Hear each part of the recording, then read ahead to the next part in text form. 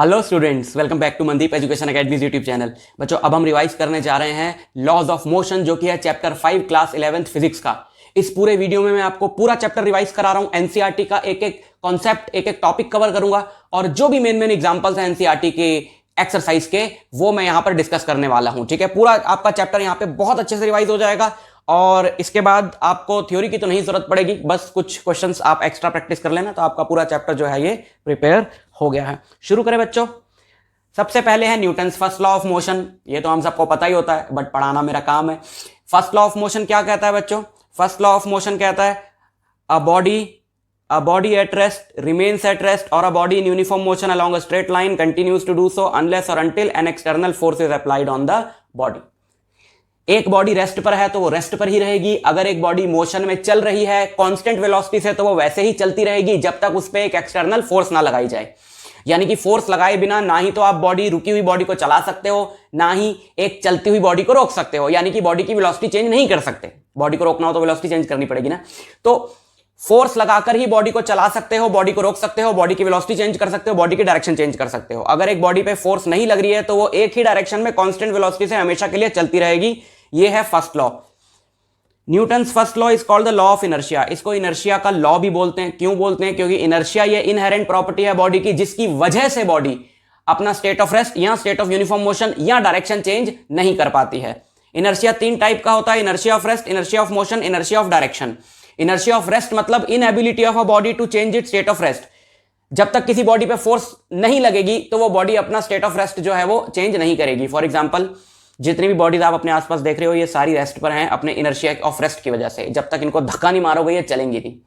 आप लोग सो रहे हो रात में बिस्तर में, जब तक सुबह आपको धक्का मार के नहीं उठाया जाता तो आप नहीं उठते हो। सो that is something like inertia of rest. Inertia of motion क्या होता है? एक बॉडी चल रही है तो वो चलती ही रहेगी जब तक उस पर एक्सटर्नल फोर्स ना लगे।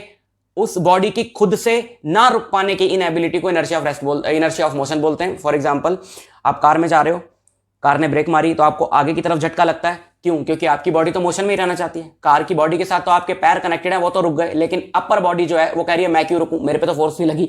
तो वो इनर्शिया ऑफ मोशन की वजह से चलती जाती है। इसीलिए सीट बेल्ट लगानी पड़ती है, नहीं तो विंड स्क्रीन तोड़ के बाहर निकल जाओगे। Third one is inertia of direction. Inertia of direction का मतलब क्या है कि एक बॉडी बिना फोर्स लगाए अपनी डायरेक्शन नहीं चेंज कर सकती। जैसे आप कार में जा रहे हो, कार लेफ्ट टर्न कर गई तो आपको लगता है आप राइट झुक गए, कार राइट टर्न कर गई तो आपको लगता है आप लेफ्ट झुक गए।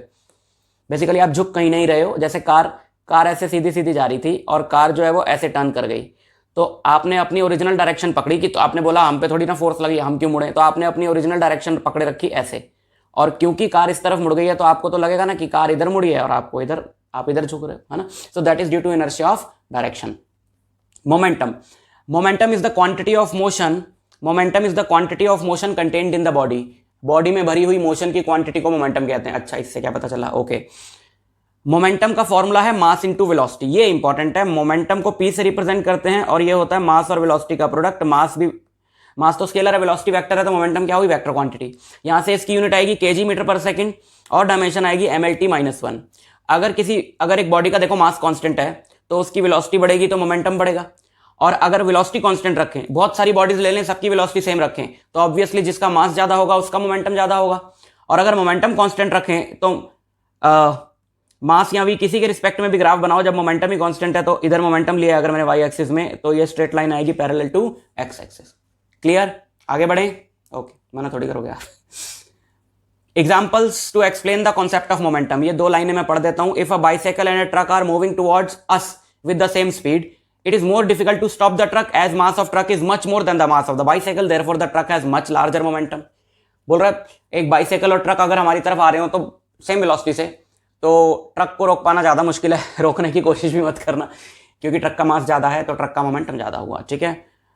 And for the same reason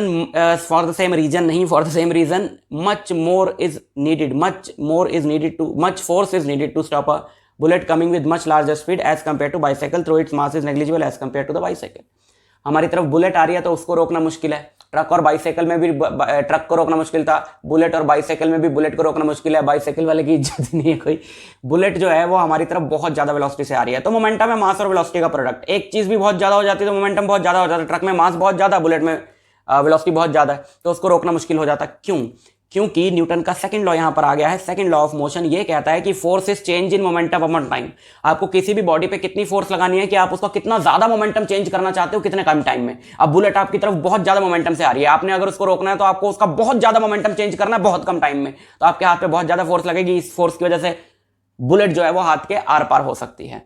तो अगर एक बॉडी है एम मास की जो यू वेलोसिटी से चल रही है, फिर मैंने उस पर एफ फोर्स लगाई, उसकी वेलोसिटी हो गई वी, तो उसका मोमेंटम मैंने कितना चेंज किया, उसका मैंने मोमेंटम चेंज किया m v minus m u, और टी टाइम में किया है तो सेकंड लॉ कहता है न्यूटन का कि m v minus m u upon t ही फोर्स होती है। यहां से एम कॉमन आ गया, v minus u upon t बचा जो कि एक्सेलरेशन होती है, तो F equal to M a. ये इंपॉर्टेंट इक्वेशन है सेकंड लॉ की। एक्सेलरेशन जो है वो वेक्टर क्वांटिटी है, तो ऐसे लिख सकते हैं इसको, ठीक है। ये इतने सारे क्वेश्चन मार्क के साइन क्यों बने हुए आ रहे हैं, ये हर जगह पे क्वेश्चन मार्क के साइन बने हुए आ रहे हैं, अपने कॉपी पेस्ट में गड़बड़ हो गई है जहां पर कि वेक्टर का एरो बना है, ठीक है, तो ध्यान रखना। अगर चलो मैं यहाँ पे लिख देता हूँ, अगर एफ जो है वो डी बाई डी टी है ना, और बहुत स्मॉल चेंज हुआ है मतलब मोमेंटम में बहुत स्मॉल टाइम टी में, तो एफ क्या होगा, एफ होगा डी बाई डी टी। तो पी क्या होता है एम इंटू वी, पी की जगह यहाँ एम इंटू वी डाला, एम कॉन्स्टेंट था बाहर आ गया, डी बाई डी टी बचा, तो F equal to M a, यहाँ से भी आ सकता है, छोटी सी बात। फोर्स की बात करें तो पुश और pull is known as force. ऐसा unit of force is newton, KG metre per second square के बराबर होती है, क्योंकि मास इनटू एक्सेलरेशन है, KG metre per second square. Force acting on a body is set to be 1 newton. देखो F equal to क्या है, F equal to M A है, तो बताओ ये जो एफ है ये 1 कब होगा, जब ये भी 1 होगा, एम भी 1 होगा, ए भी 1 होगा। तो force acting on a body is set to be 1 newton when the mass of the body is 1 kg and the force produces an acceleration of 1 metre per second square in the body. तो force को 1 Newton कहेंगे अगर वो 1 kg की body में 1 metre per second square acceleration पैदा कर देती है। तो सीजीएस यूनिट फोर्स की डाइन होती है, डाइन होती है, डाइन नहीं होती, ठीक है। और उसको कैसे डिफाइन करें, मास को 1 ग्राम ले लो, एक्सेलरेशन को 1 सेंटीमीटर पर सेकंड स्क्वायर ले लो, है ना। एक ग्रेविटेशनल यूनिट होती है फोर्स की, याद रखना 1 kgf या किलोग्राम वेट 9.8 न्यूटन के बराबर होता है, और 1 ग्राम फोर्स जो है वो 980 डाइन के बराबर होती है। अगर क्वेश्चन में दिया हो तो आप पहले इसको ऐसा यूनिट में बदल लेना, उसके लिए बताएं। आगे बढ़ते हैं, क्वेश्चन आ गया देखो, अ body of mass 5 kg is acted upon bye 2 perpendicular forces 8 Newton and 6 Newton. यहाँ पे देखो ये बॉडी है मास 5 kg की, ये पीले रंग की, इस पे 2 फोर्सेस लगी, एक 8 न्यूटन की इधर, एक 6 न्यूटन की इधर। Give the magnitude and direction of acceleration of the body. तो पहले रिजल्टेंट फोर्स निकालो, F equal to M a में जो एफ होना चाहिए वो रिजल्टेंट फोर्स होना चाहिए। ये परपेंडिकुलर है तो एफ क्या हो गया, √8 स्क्वायर प्लस 6 स्क्वायर यानी कि 10 न्यूटन। तो एक्सेलरेशन क्या होता है, फोर्स अपॉन मास 10/2 2 मीटर पर सेकंड स्क्वायर, और ये एक्सेलरेशन किधर होगी, ये एंगल आप निकाल के बता सकते हो। tan बीटा यहां से आएगा 6 डिवाइडेड बाय 8 यानी 3/4 यानी 0.75। तो tan इनवर्स 0.75, ये बॉडी की जो नेट फोर्स है या एक्सेलरेशन है वो 8 न्यूटन वाली फोर्स से 37 डिग्री के एंगल पर है, बिकॉज 0.75 tan थीटा जो होता है वो 37 डिग्री पे होता है, ठीक। नेक्स्ट क्वेश्चन, अब देखो ये F equal to M a आपको इक्वेशन मिल गई, एक आपको इक्वेशन मिल गई force equal to change in momentum upon time, और जो 3 इक्वेशंस तो आपके पास ऑलरेडी हैं, तो उनको मिला जुला के क्वेश्चन आ सकता है। A constant force acting on a body of mass 3 kg changes its speed from 2 metre per second to 3.5 metre per second in 25 seconds. 3 kg की बॉडी की स्पीड चेंज हो गई 2 मीटर पर सेकंड से 3.5 metre per second 25 second में, ठीक है। What is the magnitude and direction of force. तो mass दिया हुआ, इनिशियल वेलोसिटी दिया, फाइनल वेलोसिटी दिया, टाइम दिया, F equal to M a होता है, ए की जगह v minus u upon t डाला तो ये आ गया, and force is along the direction of motion. क्यों, क्योंकि क्वेश्चन में एक लाइन लिखी है, ये ब्लू से मार्क कर रहा हूं, देखो क्वेश्चन में एक लाइन लिखी है, the direction of the motion of the body remains unchanged. तो ऑब्वियसली फोर्स जो है वो बॉडी के मोशन के डायरेक्शन में ही होगी। आगे बढ़े, इंपल्स। इंपल्स क्या होता है, देखो इतने सारे यहां पर यार इंपल्स क्या होता है, इंपल्स होता है फोर्स इनटू टाइम। इंपल्स क्या होता है, फोर्स और टाइम के प्रोडक्ट को इंपल्स बोलते हैं, तो उसकी ऐसा यूनिट न्यूटन सेकंड, ठीक है। यहाँ पे मैं अलग से लिख देता हूँ F इक्वल टू, ये मैंने ध्यान नहीं दिया, नहीं तो मैं इसको चेंज कर देता, बट कोई बात नहीं, मैं साइड में लिख देता हूँ F equal to dp by dt। तो dp क्या आएगा, dp आएगा F इंटू dt, है ना। तो dp क्या है, change in momentum, but F into dt क्या है, अभी ऊपर बताया ना आपको, F इंटू टी या F इंटू dt क्या है, इंपल्स। तो impulse equal to change in momentum, किसी भी बॉडी का मोमेंटम कितना चेंज हुआ है उसी को इंपल्स बोलते हैं यार, सिंपल सी बात है, ठीक है। तो इंपल्स और मोमेंटम की डायमेंशन यूनिट वगैरह सब सेम हुई। इंपल्सिव फोर्स, एक ऐसी फोर्स जो बहुत शॉर्ट पीरियड ऑफ टाइम के लिए बॉडी पे एक्ट करती है, उसको इंपल्सिव फोर्स बोलते हैं। For example when a hammer hits a nail और अ क्रिकेट और बेसबॉल हिट्स अ बैट, एक ही बात। Impulse is the area under force time graph. अगर इंपल्स जो है वो फोर्स और टाइम का प्रोडक्ट है, तो फोर्स और टाइम के बीच में अगर ग्राफ बनाऊंगा तो इंपल्स उसका एरिया होगा। भाई जनरल है ना कि अगर a equal to B into C है तो b और c का ग्राफ बनाते हो तो a उसका एरिया होता है। अब देखो यहाँ पे मैंने फोर्स और टाइम का ग्राफ बनाया, तो एक ग्राफ तो ये है, ये येलो से जो मार्क कर रहा हूं, तो ये जो एरिया है ये इंपल्स देगा आपको। दूसरा एक ग्राफ दूसरी बॉडी का ये है, तो ये रेड से जो मार्क कर रहा हूं ये इंपल्स देगा। तो आप देख रहे हो दोनों एरिया बराबर है, बट फर्क इतना है कि पहले वाले ग्राफ में ज्यादा टाइम के लिए कम फोर्स एक्ट करिए, दूसरे वाले ग्राफ में ज्यादा फोर्स कम टाइम के लिए एक्ट करिए, बट फोर्स और टाइम का प्रोडक्ट तो फिर सेम ही रहेगा। अगर फोर्स वेरिएबल हो तो छोटे से टाइम के लिए फोर्स को कांस्टेंट मान के इंपल्स निकाल लो और पूरे के लिए इंटीग्रेट करके निकाल लो। ठीक है, examples to illustrate the importance of impulse. Glasswares are wrapped in paper और स्ट्रॉ। अगर जो ग्लास के आर्टिकल्स हैं उनको पेपर या स्ट्रॉ या थर्मोकोल में पैक करते हैं ताकि वो अगर गिरें तो जो ग्राउंड का इंपैक्ट है वो उन तक आने में टाइम लगे, टाइम ज्यादा लगेगा तो मोमेंटम, अगर देखो यहां पे ये इक्वेशन भी काम आएगी आपकी, F इक्वल टू क्या है, change in momentum by time है। ठीक है, इंपल्स के पॉइंट ऑफ व्यू से देख लो चाहे इस इक्वेशन से देख लो, तो जब भी ज्यादा टाइम में उतना ही मोमेंटम चेंज होगा, जब मोमेंटम उतना ही चेंज होना यानी इंपल्स उतना ही है, लेकिन टाइम ज्यादा लेंगे उसी इंपल्स के लिए, तो फोर्स ऑटोमेटिकली कम हो जाएगी, है ना। तो अगर वो इंपैक्ट जो ग्राउंड को वो ग्लास आर्टिकल ग्राउंड पे ग्लास आर्टिकल गिरा तो उस ग्लास आर्टिकल तक इंपैक्ट पहुंचने में टाइम लगेगा तो फोर्स कम हो जाएगी, तो वो टूटेगा नहीं, है ना। व्हीकल्स में शॉकर्स भी इसी वजह से होते हैं। ठीक है, a cricket player lowers his hand while catching a ball. एक क्रिकेट प्लेयर बॉल कैच करते अपने हाथ क्यों ऐसे नीचे कर लेता है, ऐसे करता है ना, बिकॉज टाइम बढ़ाता है वो भी ताकि फोर्स कम लगे। और bogies of train are provided with buffers. Same, जब आपस में अगर टकराएंगी बोगीज तो बफर्स की हेल्प से टाइम ज्यादा लगेगा, फोर्स कम हो जाएगी। ठीक है, principle of conservation of momentum बहुत इंपॉर्टेंट है। फोर्स है change in momentum on time, है ना। तो अगर फोर्स ही जीरो हो, F equal to d p by d t है, या फिर बहुत सारी बॉडीज हैं एक सिस्टम में, एक का मास m1 वेलोसिटी v1, एक का मास m2 वेलोसिटी v2, तो टोटल मोमेंटम हो गया, है ना। तो अगर एक्सटर्नल फोर्स हो ही ना, यानी एक्सटर्नल फोर्स जीरो हो, तो ये डेरिवेटिव पूरा क्या हो गया, जीरो। तो डेरिवेटिव जीरो हुआ तो यानी कि मोमेंटम क्या हो गया, कांस्टेंट। तो किसी भी सिस्टम पे अगर एक्सटर्नल फोर्स ना लग रही हो तो सिस्टम के अंदर जितनी भी बॉडीज हैं उनका टोटल मोमेंटम हमेशा क्या रहता है, कांस्टेंट रहता है। अच्छे खासे एग्जांपल्स हैं इसके, 9th में भी थे।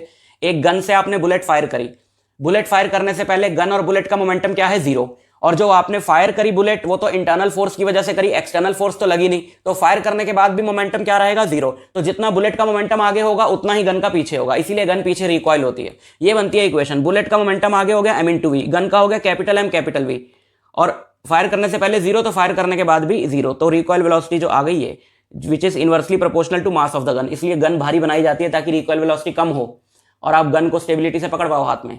Explosion of a bomb, bomb फटेगा ना, अगर यहाँ पे फाड़ देते बॉम्ब को अगर बॉम्ब एक्सप्लोड करेगा, ये बॉम्ब एक्सप्लोड करा दो हिस्सों में, तो एक हिस्सा हमेशा इधर जाता है, एक इधर जाता है। अगर इस वाले पार्ट का मास m1 है, इसका m2 है, ये v1 वेलोसिटी से इधर जाएगा तो ये v2 से इधर जाएगा, तो दोनों का momentum m1 v1 m2 v2 बराबर होगा, ताकि ये और ये माइनस सब्ट्रैक्ट हो जाए और टोटल मोमेंटम आ जाए जीरो, क्योंकि ब्लास्ट होने से पहले भी जीरो था और एक्सटर्नल फोर्स तो कोई रिस्पॉन्सिबल नहीं है ब्लास्ट में, सिर्फ इंटरनल फोर्स रिस्पॉन्सिबल है।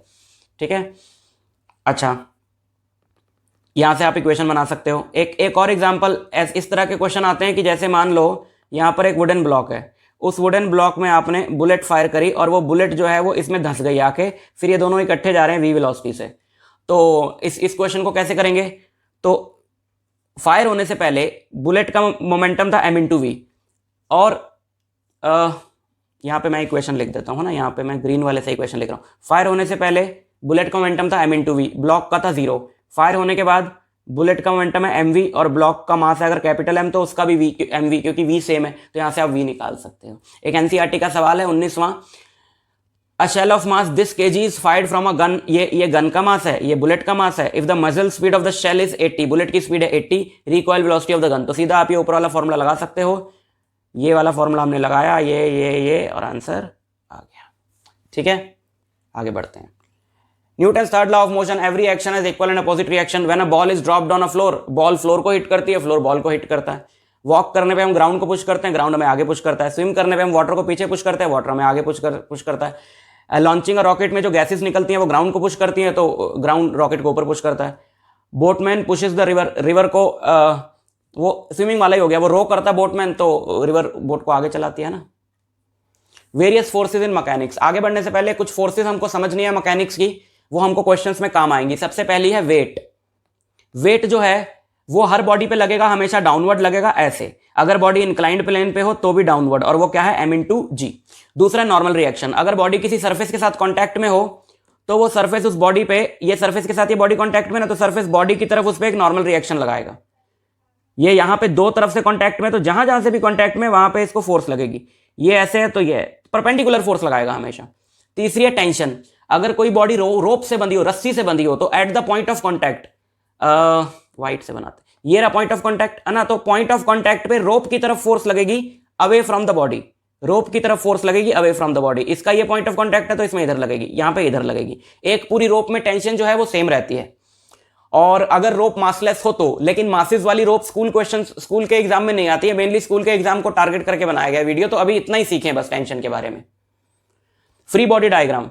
फ्री बॉडी डायग्राम क्या है, जैसे आपको कोई क्वेश्चन दिया है, ये यहां पे आपको बोला है कि एक बॉडी ये रही और यहां पुली लगा के बोला है कि दूसरी बॉडी ये रही, इस बॉडी का मास 2 kg, इस बॉडी का मास 3 kg, और बोला है कि इस सिस्टम की एक्सेलरेशन निकालो जब इसको रिलीज किया गया। मान लो ये ब्लॉक नीचे जा रहा है ए एक्सेलरेशन से और ये ब्लॉक इधर जा रहा है ए एक्सेलरेशन से।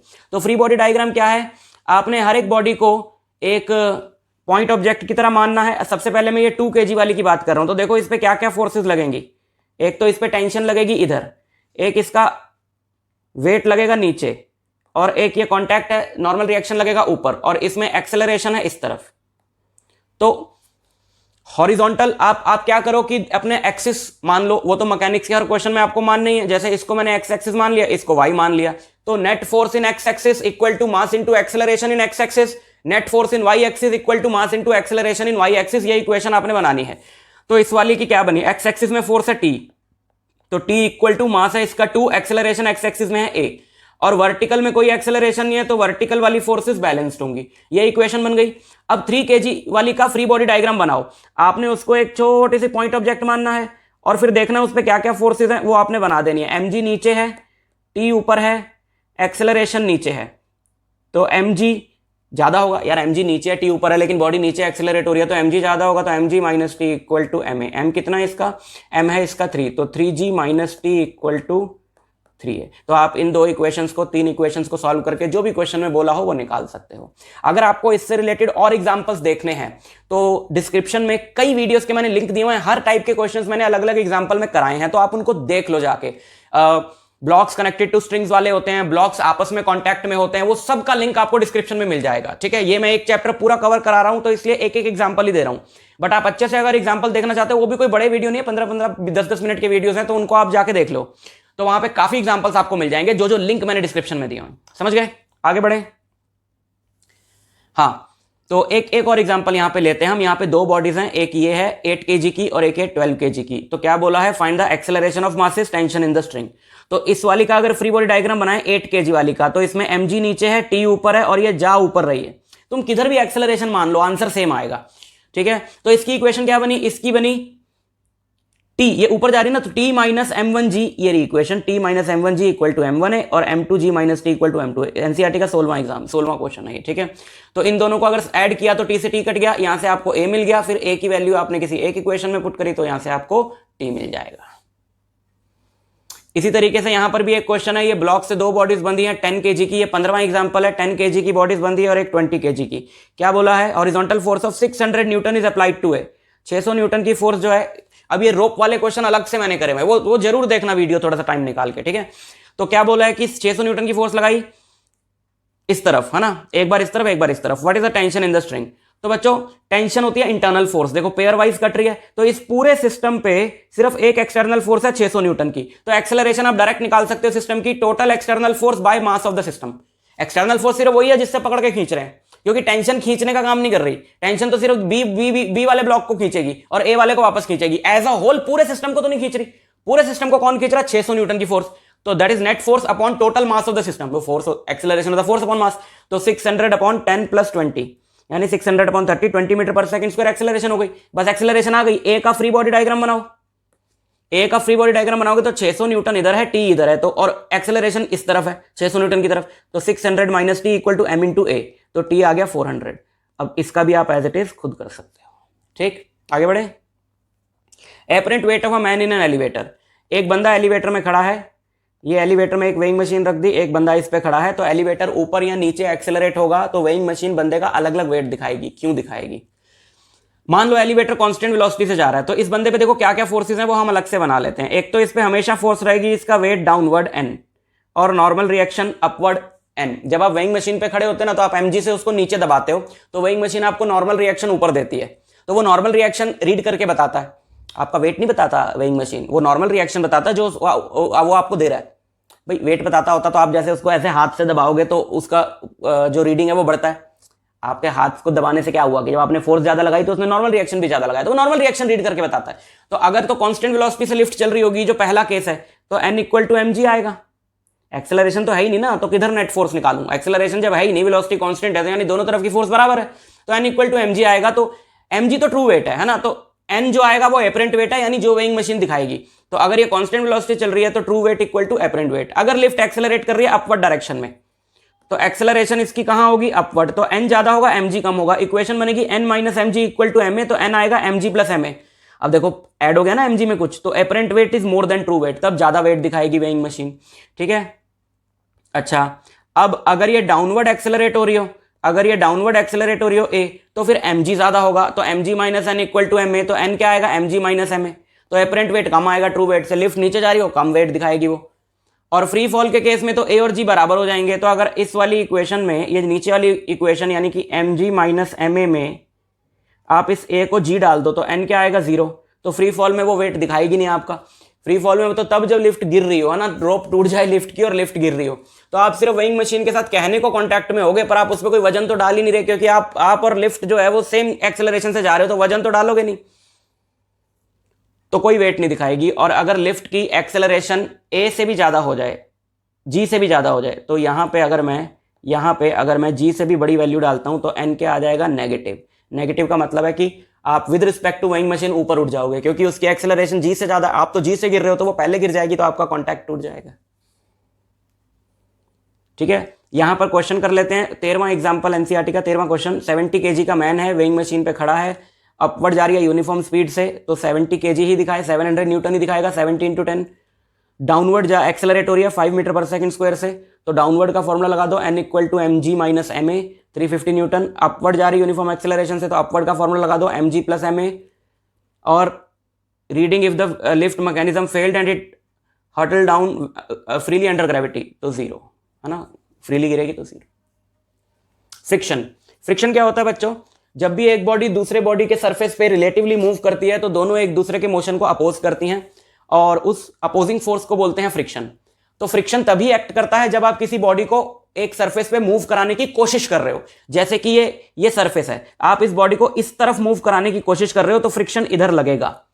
और फ्रिक्शन का नेचर समझ लो अच्छे से। जैसे ही आप बॉडी को मूव, जैसे एक भारी सी बॉडी, आप हल्का सा उसको मूव कराने की कोशिश कर रहे हो, जैसे यहां पे मेरे पास एक भारी भरकम ब्लॉक है ये, अब मैंने इसको इधर फोर्स लगा के मूव कराने की कोशिश करी, 1 न्यूटन की फोर्स लगाई और ये मूव नहीं करा, तो इसको कौन रोक रहा है मूव करने से? फ्रिक्शन रोक रहा है। तो ऑब्वियसली फ्रिक्शन भी जो है इस तरफ वो क्या हो गया? 1 न्यूटन। पहले फ्रिक्शन 0 था, जब आप बॉडी पे कोई फोर्स नहीं लगा रहे हो, उसको मूव करने की कोशिश नहीं कर रहे हो, तो फ्रिक्शन है 0। लेकिन जब आप उसको मूव करने की कोशिश कर रहे हो तो फ्रिक्शन भी अपने आप को बढ़ाता जाता है। आपने इधर 1 न्यूटन फोर्स लगाई, वाह क्या फोर्स बनाई, आपने इधर 1 न्यूटन फोर्स लगाई तो फ्रिक्शन ने भी अपने आप को इधर 1 न्यूटन कर लिया। आपने 2 न्यूटन फोर्स लगाई तो फ्रिक्शन ने भी 2 कर लिया। आपने 3 न्यूटन फोर्स लगाई, फ्रिक्शन ने भी 3 कर लिया। सपोज आपने 10 न्यूटन तक फोर्स लगाई तो बॉडी मूव नहीं करी, तो मतलब फ्रिक्शन ने भी अपने आप को 10 कर लिया है। और जैसे ही आपने 10 से ज्यादा फोर्स लगाई, बॉडी मूव कर गई। ऐसा होता है ना, थोड़ी ज्यादा फोर्स लगाए तो बॉडी मूव कर जाती है, क्योंकि फ्रिक्शन की एक लिमिटिंग वैल्यू होती है। फ्रिक्शन कहता है भैया इससे ज्यादा हम नहीं बढ़ सकते, आप इससे ज्यादा फोर्स लगा रहे हो तो मूव करा लो, है ना। तो जब तक बॉडी मूव नहीं कर रही उतने फ्रिक्शन को बोलते हैं स्टैटिक फ्रिक्शन, जो ऑब्वियसली उसकी एक फिक्स्ड वैल्यू नहीं है, क्योंकि पहले 1 न्यूटन था, फिर हमने बढ़ा दी फोर्स तो वो 2 हो गया, फिर हमने बढ़ा दी फोर्स तो वो 3 हो गया। तो स्टैटिक न्यूटन की कोई फिक्स्ड वैल्यू नहीं है। और स्टैटिक न्यूटन की एक मैक्सिमम वैल्यू होती है जिसको बोलते हैं लिमिटिंग फ्रिक्शन। वो मैक्सिमम वैल्यू के बाद उससे ज्यादा अगर आप फोर्स लगाओगे तो बॉडी मूव कर जाएगी, है ना। और जब बॉडी मूव कर जाती है तब नहीं, ऐसा नहीं है कि तब फ्रिक्शन हट गया, तब जो फ्रिक्शन होता है उसको बोलते हैं काइनेटिक फ्रिक्शन, जो स्टैटिक फ्रिक्शन से थोड़ा सा कम होता है बट कांस्टेंट होता है। इन बातों को मद्देनजर रखते हुए एक ग्राफ प्लॉट करा जाए। देखो बच्चों, इंपॉर्टेंट ग्राफ है ये, है आपकी अप्लाइड फोर्स कैपिटल एफ और ये है फ्रिक्शनल फोर्स स्मॉल एफ। पहले तो आपने अप्लाइड फोर्स जो है वो बढ़ाई, तो फ्रिक्शन ने अपने आप को बढ़ाया, एक मैक्सिमम वैल्यू पे वो आ गया, ये वाली वैल्यू जो कि है लिमिटिंग फ्रिक्शन की। और फिर आपने और फोर्स लगाई तो थोड़ी सी कम हो जाएगी वैल्यू और फिर कांस्टेंट हो जाएगी। तो अलग अलग मैं मार्क कर देता हूँ। ये पर्पल से जो मैंने मार्क कर दिया, ये वाली लाइन जो है ये वाली, ये स्टैटिक फ्रिक्शन की है ना। ये रेड से मैंने मार्क कर दिया, ये लिमिटिंग फ्रिक्शन का है, टॉप मोस्ट ये वैल्यू जो ये वाली वैल्यू आएगी, है ना। और येलो से मार्क कर देता हूँ, ये है काइनेटिक फ्रिक्शन। ठीक, तो फ्रिक्शन भैया आपका होता है, फ्रिक्शन होता है दो तरह का, स्टैटिक और काइनेटिक। स्टैटिक फ्रिक्शन का फॉर्मूला होता है ये एफ एल लिखा है मैंने। स्टैटिक फ्रिक्शन का तो कोई फॉर्मूला होता ही नहीं है ना, स्टैटिक फ्रिक्शन तो वेरिएबल है। लिमिटिंग फ्रिक्शन का फॉर्मूला होता है mu S into N. N होता है नॉर्मल रिएक्शन और mu S is called coefficient of static friction. और काइनेटिक फ्रिक्शन का फॉर्मूला होता है mu K equal F K equal to mu K into N. Mu K को बोलते हैं कोएफिशिएंट ऑफ काइनेटिक फ्रिक्शन। तो फ्रिक्शन बच्चों डिपेंड कर रहा है नॉर्मल रिएक्शन पे, ये बड़ी इंपॉर्टेंट बात है। अब जैसे ये टेबल है, इस टेबल को अभी धक्का मार के लाना बहुत आसान है, लेकिन अगर इस पे 4 लोग बिठा दूं तो धक्का मार के लाना मुश्किल हो जाएगा। क्यों? क्योंकि जब इसका वजन ग्राउंड पे ज्यादा पड़ेगा तो ग्राउंड इसको नॉर्मल रिएक्शन भी ज्यादा देगा, तो धक्का, फिर फ्रिक्शन बढ़ जाता है, फिर इसको पुश करना मुश्किल हो जाता है। आम ऑब्जर्वेशन की बात है यार, फिजिक्स बना लिया उसमें, क्या बड़ी बात। ठीक है, तो ये फॉर्मूला आप याद रखो लिमिटिंग फ्रिक्शन का और ये काइनेटिक फ्रिक्शन का। ठीक है, so limiting friction is the maximum value of static friction. तो एक बार इसको समराइज कर लें। फ्रिक्शन होता है स्टैटिक फ्रिक्शन, जब तक आप बॉडी पे फोर्स लगाते जा रहे बॉडी मूव नहीं कर रही तो फ्रिक्शन अपने आप को बढ़ाता जा रहा, that is static friction. Maximum value of static friction is the limiting friction. और उसके बाद जब बॉडी चल पड़ती है सरफेस पे तो काइनेटिक फ्रिक्शन। दोनों के फॉर्मूले यहां पे लिखे हुए हैं। ठीक है, types of kinetic friction. Kinetic friction दो तरह का होता है, स्लाइडिंग फ्रिक्शन और रोलिंग फ्रिक्शन। यहां तो देखो इस तरह की बॉडी है ऐसे, तो ये स्लाइड करती हुई आएगी, लेकिन अगर कोई ऐसे व्हील वगैरह है तो रोल करता हुआ आएगा। तो इस पे जो फ्रिक्शन एक्ट कर रहा है वो स्लाइडिंग फ्रिक्शन है, इस पे जो एक्ट कर रहा है वो रोलिंग फ्रिक्शन है।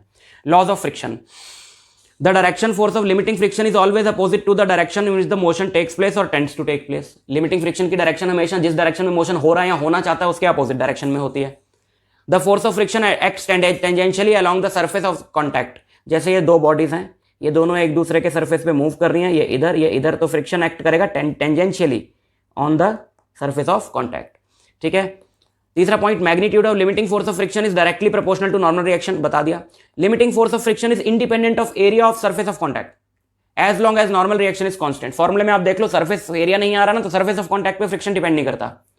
Force of limiting friction depends on the nature of surfaces in contact. अगर सरफेस स्मूथ होंगे फ्रिक्शन कम होता है, पानी गिर जाता है फ्रिक्शन कम होता है, ऑयल गिर जाता है फ्रिक्शन कम होता है, सरफेस को खोद दो फ्रिक्शन बढ़ जाता है। तो फ्रिक्शन डिपेंड करता है नेचर ऑफ द सरफेसेस पे। ठीक है, angle of friction. Angle of friction क्या होता है बच्चों? जैसे अप्लाइड फोर्स आपने इधर लगाई तो फ्रिक्शनल फोर्स इधर लगेगी, ये है R, normal reaction. Normal reaction और फ्रिक्शन का जो रिजल्टेंट है वो ये है। नॉर्मल रिएक्शन और फ्रिक्शन का जो रिजल्टेंट है वो नॉर्मल रिएक्शन के साथ जो एंगल बनाता है, यानी कि जो येलो से मार्क किया, इसको बोलते हैं एंगल ऑफ फ्रिक्शन। क्यों बोलते हैं अभी पता चल जाएगा। देखो टेन, अच्छा थीटा यहाँ पे मिसिंग है। टेन थीटा जो है वो इस वाले फॉर्मूले में, इसमें देखो, इस वाले ट्राइंगल में टेन थीटा क्या आएगा, ये दिस बाय दिस है ना, एफ बाय आर।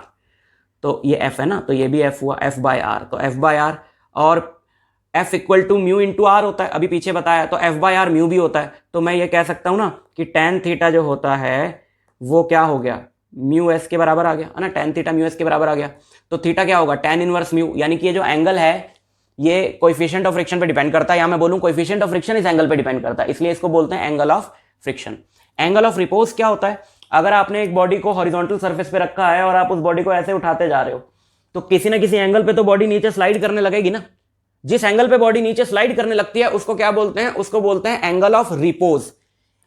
इसमें हो क्या रहा है, जैसे जैसे आप इस सरफेस को उठा रहे हो तो नीचे की तरफ इसका जो कंपोनेंट है mg sin थीटा वो बढ़ता जा रहा है, क्योंकि थीटा बढ़ता जा रहा है। तो f तो एक कुछ वैल्यू तक तो इसको होल्ड कर लेगा, लेकिन उसकी एक लिमिटिंग वैल्यू है। जैसे ही mg sin theta limiting friction के बराबर होगा, उससे हल्का सा भी ज्यादा कर दूंगा थीटा, तो फिर ये बॉडी डाउनवर्ड स्लाइड करने लगेगी, because mg sin theta f से बड़ा हो जाएगा। ये जो मैक्सिमम एंगल है इसको बोलते हैं एंगल ऑफ रिपोज, है ना। यहां पर बॉडी जो है वो रेस्ट पे है, तो यहां पे ऊपर की तरफ क्या क्या फोर्सेस लग रही हैं देखो जरा। ऊपर की तरफ लग रहा है n, नीचे की तरफ लग रहा है mg cos थीटा। तो n equal to mg cos theta, n की जगह यहाँ r लिखा हुआ है ना, r लिख लो, इसको r लिख लो। नॉर्मल रिएक्शन को r भी लिख सकते हैं, n भी लिख सकते हैं। तो r equal to mg cos theta, तो r की जगह mg cos थीटा, f की जगह mg sin थीटा, दोनों को डिवाइड किया, f बाय आर क्या आ गया, tan थीटा, और f बाय आर इसको काट देता हूं। तो मान लो ये वाला एंगल है अल्फा, मैं अल्फा इसको इसलिए ले रहा हूं क्योंकि पीछे इस वाले एंगल को थीटा लिया हुआ है, एंगल ऑफ फ्रिक्शन को, तो आप कंफ्यूज हो जाओगे, है ना। तो यहां पे ये हो गया, f किसके बराबर हो गया, कहाँ गया, ये रहा एफ, येलो से मार्क कर रहा हूँ, ये इधर एफ था, ये एम जी साइन अल्फा के बराबर हो गया, और आर जो है वो एम जी कॉस अल्फा के बराबर हो गया। दोनों को डिवाइड किया तो एफ बाय आर क्या आ गया, टेन अल्फा, और एफ बाय आर होता है म्यू, है ना, तो म्यू एस कितना आ गया, टेन अल्फा। लेकिन याद करो पीछे म्यू एस टेन थीटा के बराबर भी आया, तो यही मैं आपको बताना चाह रहा था कि आप डायरेक्ट याद रख लो इसको, डेरिवेशंस वगैरह तो आने नहीं आपको इस बार, कि थीटा इक्वल टू अल्फा होता है, एंगल ऑफ रिपोज और एंगल ऑफ फ्रिक्शन बराबर है। अगर इस हॉरिजॉन्टल सरफेस पे एंगल ऑफ फ्रिक्शन 45 डिग्री है तो इस पे रखी हुई बॉडी कब स्लाइड करेगी नीचे, जब ये एंगल कितना हो जाएगा, 45 डिग्री।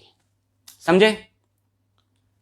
हाँ, यहां पर एक इंपॉर्टेंट एग्जांपल है, जरा देखो क्वेश्चन नंबर 36 एनसीईआरटी का, कह रहा है कि the rear side of a truck is open and a box of 40 kg, यहां पे 40 kg का बॉक्स रख दिया है ट्रक पे, 5 metre away from the open end, ये वाला जो डिस्टेंस है ये कितना है, 5 metre.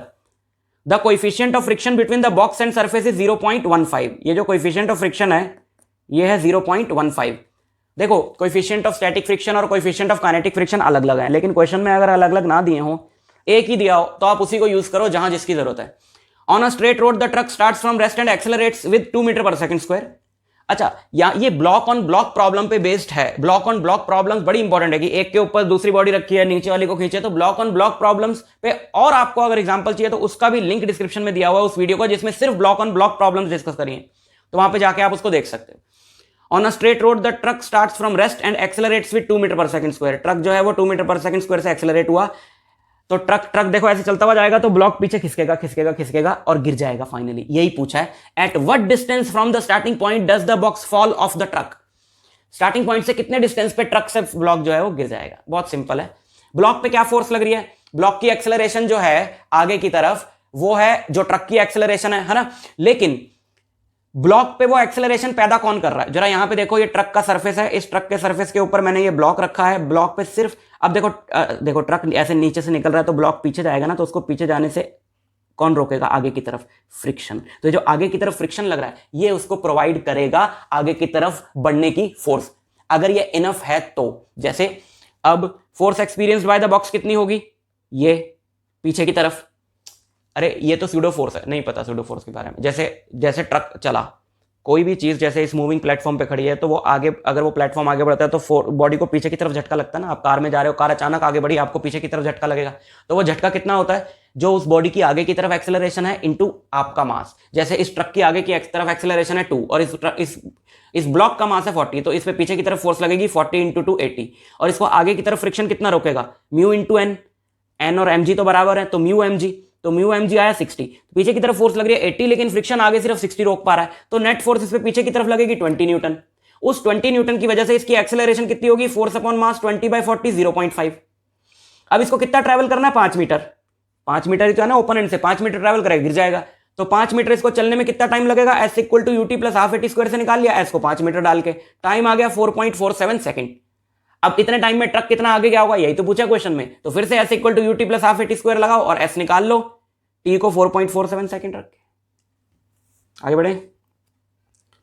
Friction is a necessary evil, friction जरूरी भी है लेकिन बड़ा गंदा भाई, क्यों, डिसएडवांटेजेस क्या हैं, बहुत सारी energy is wasted in the form of heat to overcome friction.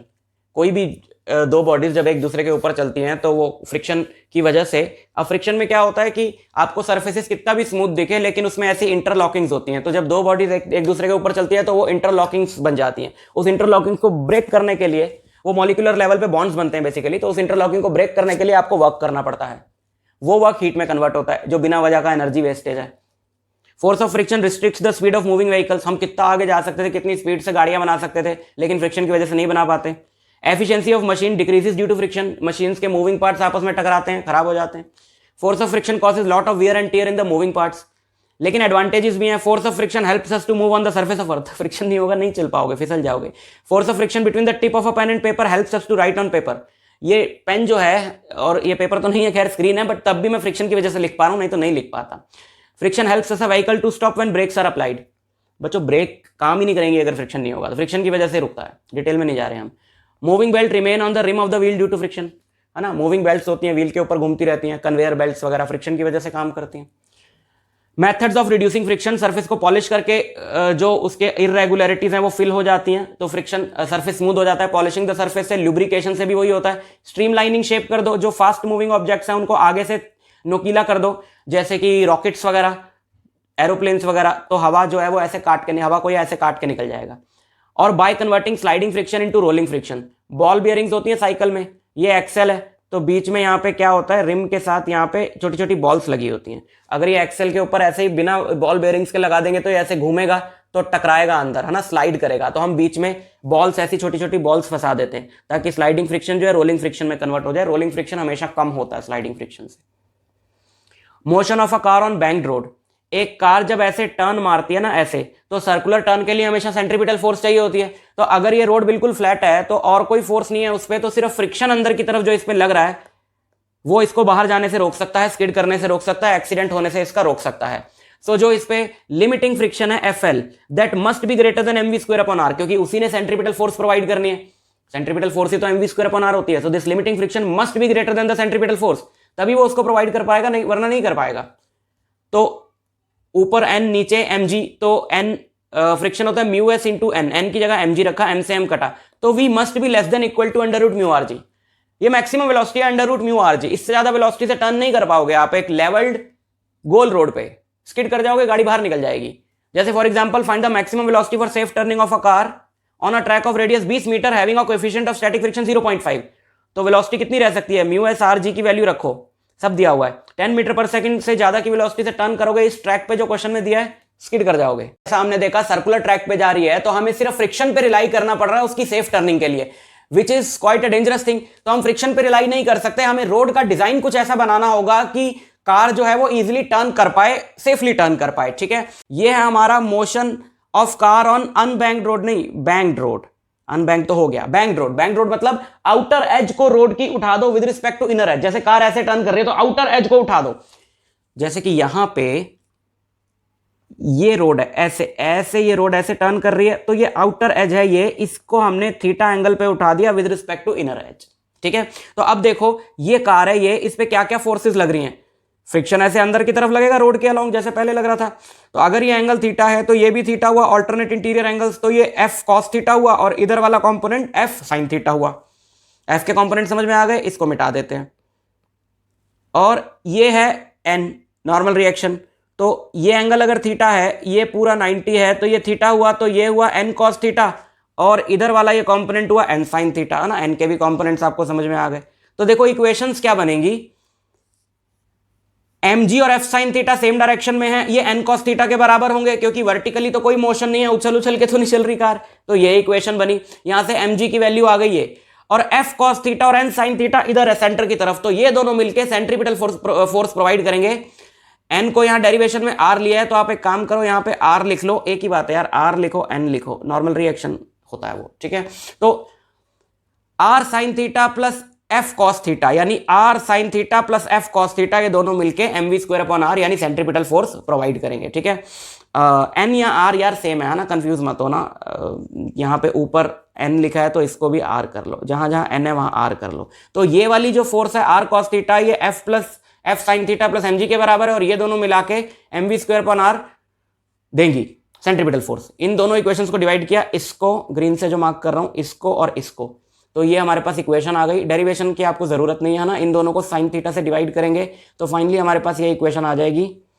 Derivation अगर आपको समझ नहीं हो तो डिस्क्रिप्शन में इसका भी डिटेल जो लेक्चर मैंने पढ़ाया था उसका लिंक दिया, आपको इस फॉर्मूले से मतलब है। फाइनल फॉर्मूला जो v का हमारे पास आ जाएगा, पावर हाफ लिखिए ना, ये पावर हाफ लिखिए मतलब रूट, बड़ा सा रूट, पूरे का रूट, आर जी ब्रैकेट में tan theta plus mu upon 1 minus mu tan theta, ये आपके पास फॉर्मूला आ जाएगा एक बैंक्ड रोड पे सेफली टर्न करने का। समझ में आ गई बात। अगर आप इसमें म्यू को 0 डाल दो, अगर इस फॉर्मूले में आप म्यू को 0 डाल दो, ऊपर देखो आर जी टेन थीटा बचेगा, नीचे 1 बचेगा, तो v हो जाएगा under root R G tan theta. ये बड़ा इंपॉर्टेंट फॉर्मूला है। ये फॉर्मूला तब आपका लगेगा जब रोड सिर्फ बैंक्ड है, उसमें फ्रिक्शन नहीं है, तो ये फॉर्मूला बड़ा इंपॉर्टेंट है, आप इसको याद रखो, v equal to under root R G tan theta.